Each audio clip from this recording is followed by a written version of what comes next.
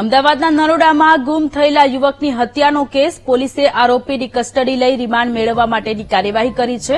હત્યામાં સામેલ એક આરોપીની અગાઉ ધરપકડ થઈ હતી। તેઓ 21 એપ્રિલ 2023ના રોજ ગુમ થયેલા હતા। એની અમે જાણવા જોગ નરોડા પોલીસ સ્ટેશનમાં કરેલ હતી। તે પછી એની તપાસ ક્રાઇમ બ્રાન્ચને સોંપવામાં આવી છે અને ક્રાઇમ બ્રાન્ચે એ તપાસ કરીને 40 દિવસ પછી મારા ભાઈની લાશને શોધી કાઢી હતી।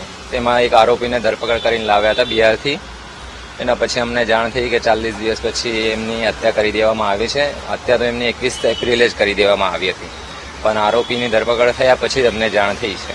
22/4/2023ના રોજ મરણ જનારને ગાડીમાં બેસાડી અને ત્યાંથી અમદાવાદ ઉદયપુર હાઈવે ઉપર અરવિંદ જવાહર મહતો, અનુજ કુમાર મકેશ્વર, સુરેશ અને એક સૂરજ પાસવાન, આ 4 જણા ભેગા થઈ એને લઈ ગયેલા અને રસ્તામાં એક ગામ છે ખરપીણા તથા ટીડી, એ ગામની વચ્ચે હાલ આને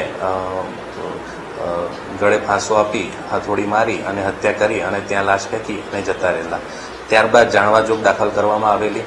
જાણવાજોગ દાખલ નરોડા પોલીસ સ્ટેશને તપાસ ચાલુ હતી। સર્વેલન્સ સ્કોડ પર્સનલ અમે જાતે રસ લઈ અને ગુનાની ઊંડાણપૂર્વક સુધી જતા ત્યારબાદ ક્રાઇમ બ્રાન્ચને પણ અમે આ બાબતે જાણ કરતા ક્રાઇમ બ્રાન્ચ જોડે તપાસ હતી અને ક્રાઇમ બ્રાન્ચે જે ગુમ થનાર હતા સુરેશ મહાજન તેઓને ત્યાં શોધી કાઢેલા અને તે મરણ હાલતમાં મળેલા।